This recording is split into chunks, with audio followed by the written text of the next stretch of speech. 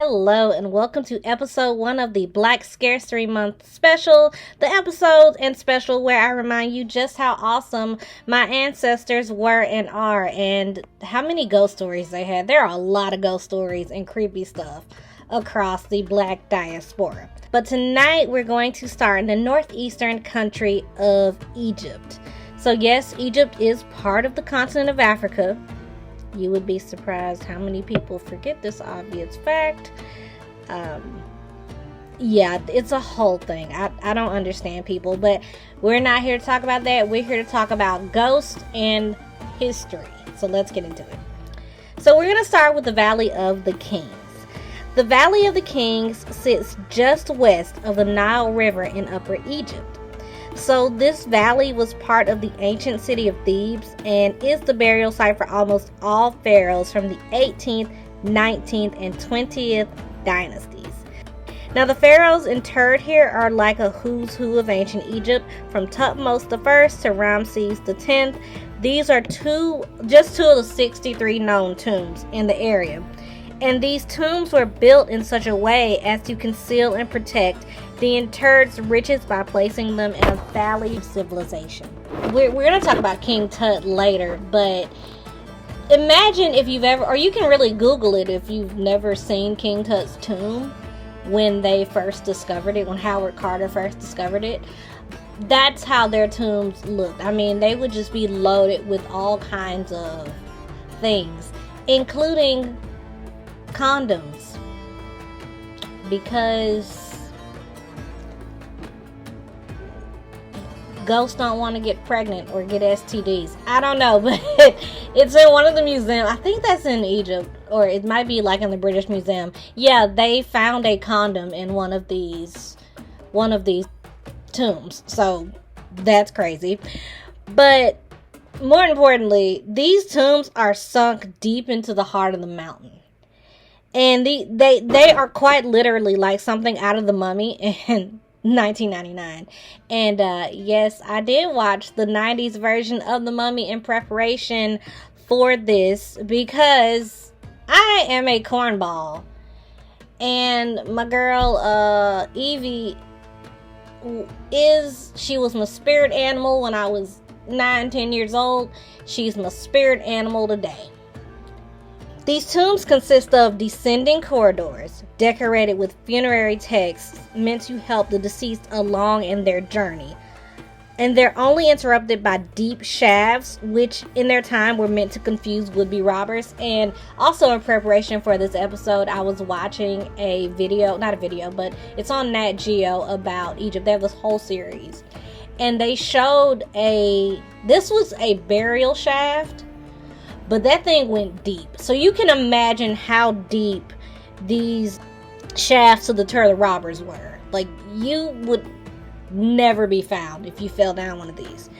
Now, at the end of these corridors sat the burial chambers, and they consisted of a stone sarcophagus surrounded by the interred's belongings. So remember the condom? That's not all this pharaoh that they were talking about had, but the belongings surround the interred, and I'm talking like gold statues, clothes, probably tables, chairs, like the everything, because Egyptian religion held that these belongings were to be used in the afterlife. And what's interesting is that you kind of see this in modern times, people being buried with their motorcycles and whatnot, which is kind of interesting. And you specifically see this in like black communities, which I find is kind of fascinating, being that this is like, to me it's almost like it's tied to Egypt, but also people being super extra. But I'm gonna hold the stance, for the sake of Black History Month, that this is like tied to a culture before our own culture developed, especially here in the States, because they believed the afterlife was just that. It was the life after, you died. Like you basically live on after you die, if that makes sense. However, These tombs were cleared out during antiquity, so during the time of the Greeks and the Romans and those people, despite the precautions taken to deter robbers. And they would even have, people say that there were like curses on the walls of these tombs, but other people say that they were, or scholars say, no, they're just, they're really just warnings, not necessarily curses. But, we took it and was like, nah, we seen the mummy. They were curses. We seen what them scarab beetles can do. Ew. God. That gives me the ick. But the only tomb that was left untouched was King Tut's tomb, who was famously discovered in 1922 by Howard Carter. And we're gonna do a whole video on King Tut, on King Tutankhamun's grave, because of the curse. I know people say it's BS, but on this channel, everything paranormal is real talk. So we are definitely gonna do that story at a later date. The Valley of the Kings is a tourist attraction, and it has night watchmen. And this is where we get a lot, if not all, of the stories of the ghosts. These stories are crazy. Night watchmen of the valley state that the area's atmosphere changes once the sun goes down. They claim to hear horses or the sounds of a horse-drawn carriage in the distance. And I would say horse-drawn carriage.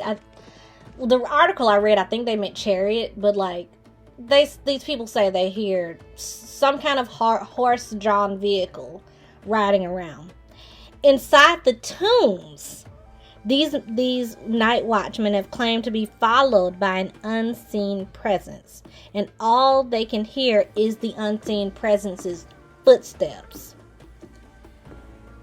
Again, don't know who that is. Don't know if it's like somebody protecting the king or whoever's buried there, but these people claim to hear footsteps. And I've even heard some tourists have been like, yeah, that shit is creepy. It gets weird down in there. People also claim to see, the night watchmen specifically claim to see shadowy figures in the tomb corridors. And again, creepy, because nobody is in there but them. Nobody. So who is that shadowy figure that's creeping about? That's the question. When I tell you, I'm going to go on a bit of a tangent, but when I tell you, if I heard or saw something like that, I don't care how much they paying me. I'm quitting. I'm not doing it. I've worked in a haunted, I didn't quit when I worked in a haunted museum for that reason, but yeah, no. Out in the desert all by your onesie, as Jack Sparrow would say, no ma'am, quitting immediately. But who also haunts the Valley of the Kings is the ghost of Tutankhamun. So I'm going to give you a little bit of information about Tutankhamun, King Tut, in case you don't know. So he was called the Boy King because he started ruling between the ages of 8 and 9. And he did have advisors. So he wasn't out here just like by himself ruling. He had people to help him along with his ruling. He would rule from 1332 to 1323 BCE. His father is another ghost, Akhenaten, and we'll get into him in a minute. But King Tut would actually die at the age of 18 to 19 years old. There's some suspicion surrounding his death. We don't know if he was murdered, because they said they found a crack, like what looked like what could have been part of blunt force trauma to the back of his skull. Again, that's another video that we are going to do at a later date, because I saw that that episode last night, and I was like, dang, that's gonna be a good video. He is said to ride through the desert on his chariot headed by fiery horses. He is always described as being of short stature and wearing traditional pharaoh clothing. The short stature is what makes people think this ghost is King Tut, since in life King Tut was only 5'6" tall, and he was said to have a club foot, which I think would also affect your height to some degree. Now, as to why he is out there riding around, my guess is that being that he was so young when he died, he is perhaps doing what teens do when they have wheels, when you use that term from the 1950s, which is joyride.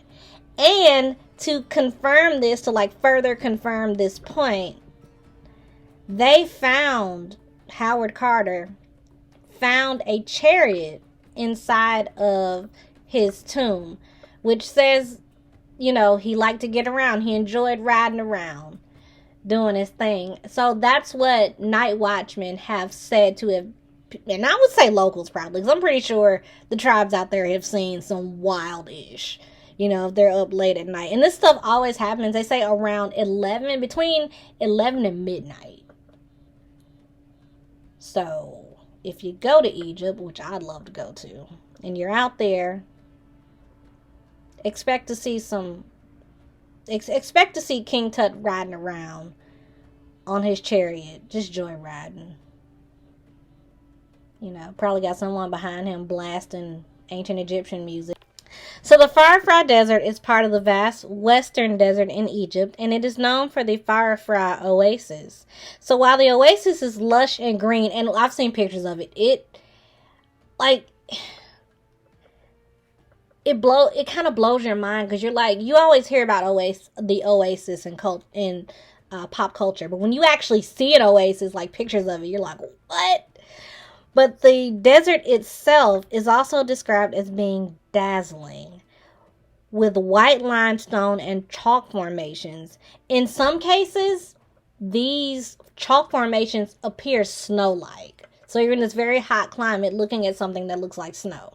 So that's like oddly supernatural, you know, in its own way. But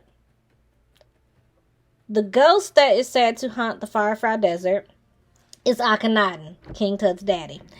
Akhenaten wanders the Farafra Desert, and the reason behind it is so traditionally a ghost story, it's going to melt your face. So here's a little bit first about Pharaoh Akhenaten. So his birth name is Amenhotep IV, and his wife was Nefertiti. Black ladies, we're in the house. Anyways, he ruled from 1553 to 36 BCE during the 18th dynasty. So following his father's death, Amenhotep III, he would establish a new cult dedicated to Aten, or the sun disk, and abolish the old religion. And this was very controversial, and this pissed people off. So apparently being monotheistic was not the thing. That is, worshiping one god was not popular, because following his death, the old religion would be restored by the priests of the old religion. And in response for abolishment of the old religion, because people actually went through and just like tore up temples of their polytheistic religion. Like they just went through and wrecked it.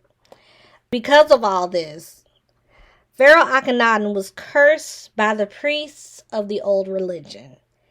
And the curse states that Pharaoh Akhenaten would wander the desert for all eternity for destroying the old religion and thus angering the god.